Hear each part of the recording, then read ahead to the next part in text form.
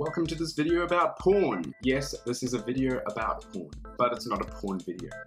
That would be awkward. It seems to be all over social media at the moment.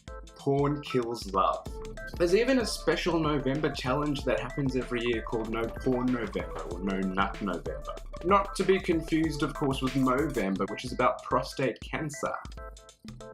Although there is a strange irony in how prostates actually link the two issues. So anyway, the idea is, if people can go for a whole month without watching porn and masturbating, they will realize things like how much more productive they can be with their time, how much more focused they can be, how much more present to other human beings they will be, and they might actually quit watching porn and masturbating for good. So that's a really valiant effort, but the phrase porn kills love is a very, very strong opinion. People who hold this opinion tend to think that it's not actually an opinion, but more of an objective fact.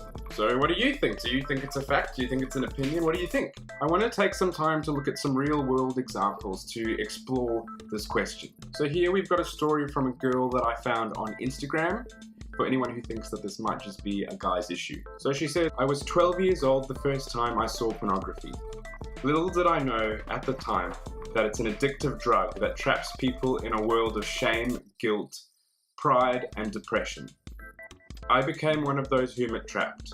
But it wasn't until college when I heard from another female who gave her personal testimony about her struggle with porn that I felt I had the strength to tell someone in order to be free from this darkness and start a journey of healing. Anytime I heard anyone speak about it prior to that, it was only a guy's problem. I now know it is far from only a guy's struggle, rather it's a struggle among people." So is there any science to what this girl is saying? Well, it turns out yes, there actually is. Study after study has shown that porn affects the brain in very much a similar way as cocaine or heroin does. A variety of studies tell us that as pornography consumption escalates, the consumer has a whole new set of problems because porn impacts the brain like a drug. Porn can be addictive, and addiction damages the part of the brain that helps people think things through to make good choices, the brain's limit-setting system.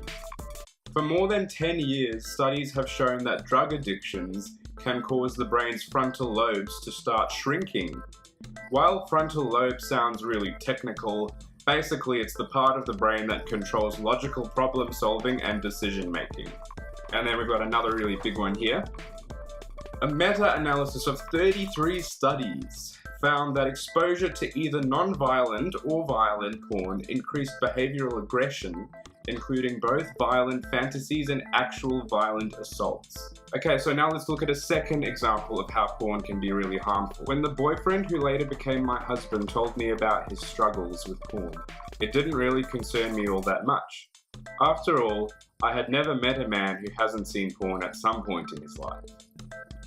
When we got married, porn was something he desperately tried to stay away from, but he would occasionally be tempted to view it.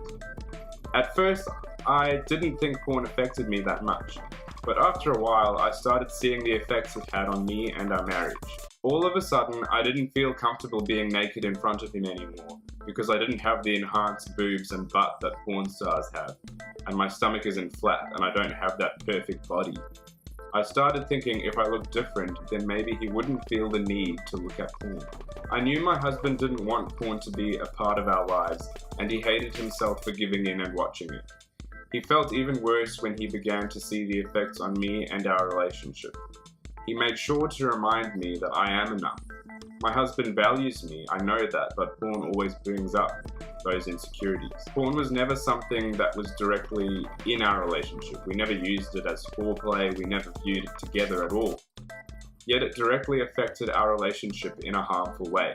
Now there's even science and studies that show that relationships are harmed by pornography, as we just saw in that example. In one of the most comprehensive studies on porn consumption ever conducted, researchers found that after being exposed to softcore sexual material, both men and women were significantly less happy with their partner's looks and sexual performance.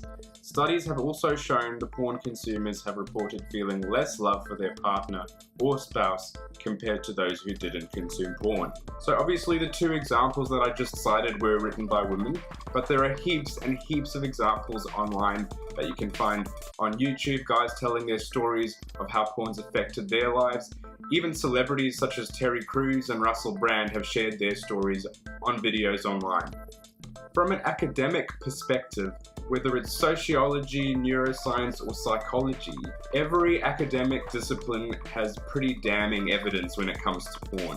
There are heaps more findings that I could read out to you guys, but that would be too long, that would make this video too boring for you. My own personal experience and that of millions of others around the world can validate this evidence. I personally haven't sought out porn in about 8 years now, and those 8 years have been the happiest, most love-filled years of my life.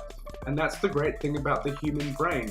We can recover our ability to have meaningful, intimate human relationships. So, does porn kill love? Yes, it can, and it often does. But never forget the good news. Love is stronger than porn, and love is resilient. So if you're somebody who's struggling with porn, I would encourage you to vocalize that, to reach out to somebody who you can trust, and let them know that you're struggling and that you want to quit.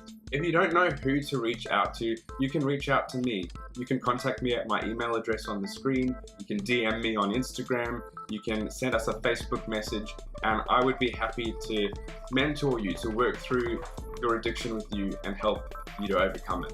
I'd encourage you to look up Fight the New Drug. They're doing amazing things. They've got a huge following. They've just put out an amazing 3-part documentary series on how porn affects the brain, the heart, and society. So please go and check that out. Thanks for watching, guys. I really hope you enjoyed the video. Give it a like, give it a subscribe if you haven't subscribed to our channel yet, and click the bell icon next to the subscribe button, and you'll get a notification every time we put out a video.